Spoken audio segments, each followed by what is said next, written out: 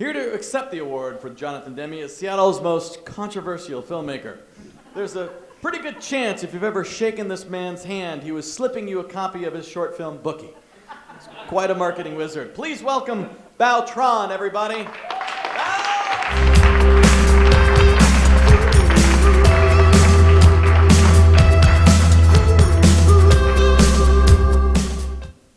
Hey, y'all. God, this movie is stupid good. It's stupid. This year was stupid. T2, Silence of the Lambs, just amazing. I'm short. Can I adjust this? Okay, great. Okay. This movie is a personal favorite of mine. I think it's because I know what it's like to be a woman. I know what it's like to be looked at, to be judged, to be gawked at. It's true.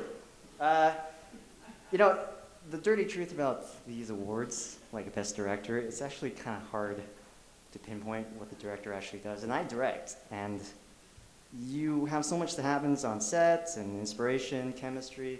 So it's actually much more, it's not as clear. So when the press gives out the praise or the blame, it always goes to the director, but really it might go to the editor, the writer, or the studio even.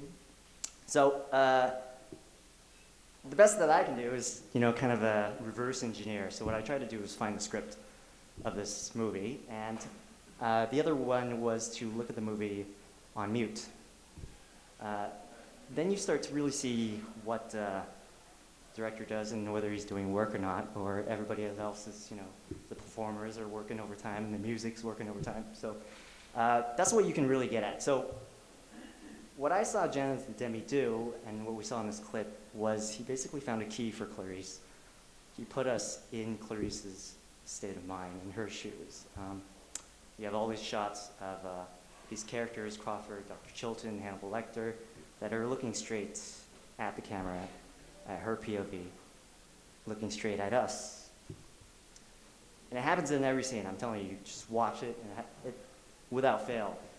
Every scene that she encounters, the state troopers that stare at her, the cross-eyed bug doctor looks at her, even like the corpses in the photos stare at her, the head in the jar stares at her. It's everywhere in the film, so you got to look at that. It's beautiful, and the big payoff is this: we all know that famous scene where the FBI are made to look like they're charging into Buffalo Bill's house, and but really the reveal of the gag is that Clarice is knocking on the door, and the FBI are really hundreds of miles away. There's a very interesting shot that's not in the script that cuts away. Jonathan Demme cuts away to a shot of the river, and at this point we know that Buffalo Bill's victims have all been pulled out of the river. And the camera pans to the house, Buffalo Bill's house, that's right by the river, and Clarice's car. And then we cut back inside, and it's back to the way the script goes. That's an amazing shot. I think what happens there is that we know Clarice in and out by this point. We know her baggage, we know her challenges, we know her intellect. So there's a moment where you see this, and you're like, I'm seeing this, I get it. Clarice got to know because she's smarter than me, right? And it's a wonderful thing because we're doing the work.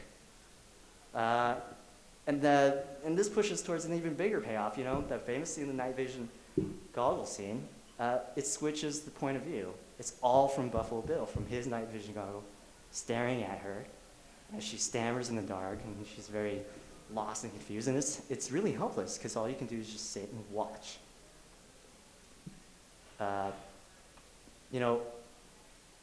This scene wouldn't have been as famous or worked as well if Demme didn't do that work up to that scene of putting us in Clarice's shoes, in her point of view, and knowing what she knows and goes through. It's the difference between seeing a car wreck and not being able to do anything about it, and seeing your mom in a car wreck and not being able to do about it. So it's a beautiful film. It still works 20 years later because Demme put us there, put us in Clarice's shoes. We know what she's capable of. We should know what she fears. And because of that, I know what it's like to be a woman. Thank you.